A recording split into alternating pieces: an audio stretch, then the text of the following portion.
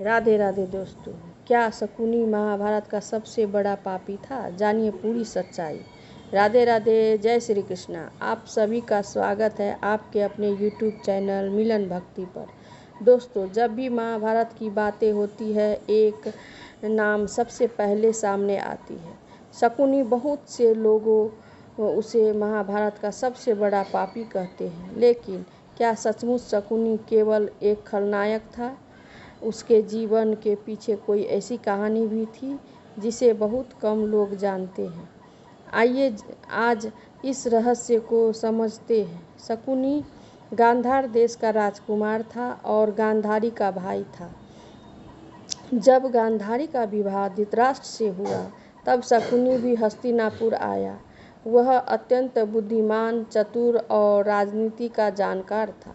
समय बीतने के साथ उसने देखा कि दुर्योधन के मन में पांडव के प्रति ईर्ष्या और द्वेष बढ़ता जा रहा है। शकुनी ने इस कमजोरी का लाभ उठाया और उसे बार बार अधर्म के मार्ग पर चलने के लिए उकसाया।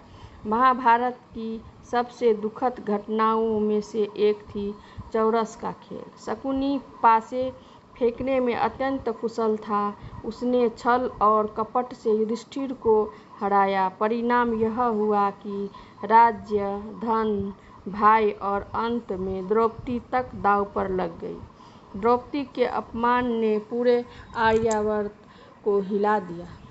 यही वह क्षण था जिसने आगे चलकर महाभारत का भीषण युद्ध की नींव रखी। इस कारण अधिकांश लोग शकुनी को महाभारत का सबसे बड़ा पापी मानते हैं, क्योंकि उसने अपनी बुद्धि का उपयोग धर्म की रक्षा के लिए नहीं, बल्कि छल और विनाश के लिए किया। हालांकि कुछ लोक कथाओं में यह भी कहा जाता है कि शकुनी अपने परिवार के साथ हुए अन्याय का बदला लेना चाहता था, लेकिन यह कथा महाभारत के मूल ग्रंथ में स्पष्ट रूप से वर्णित नहीं है, इसीलिए ऐतिहासिक तथ्य नहीं बल्कि लोक परंपरा के रूप में देखा जाता है।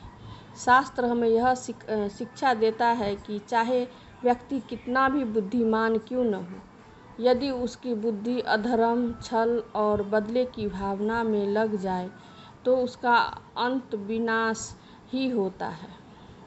महाभारत के युद्ध में शकुनी भी अपने कर्मों का फल भोगता है। अंत उसका वध सहदेव के हाथों होता है। यह हमें याद दिलाता है कि कर्मों का फल देर से मिल जा सकता है, लेकिन मिलता अवश्य है। तो क्या शकुनी सबसे बड़ा पापी था? इसका उत्तर यह है कि उसने ऐसे कर्म किए जो अधर्म और विनाश का कारण बने, इसीलिए उसे महाभारत के प्रमुख खलनायकों में गिना जाता है।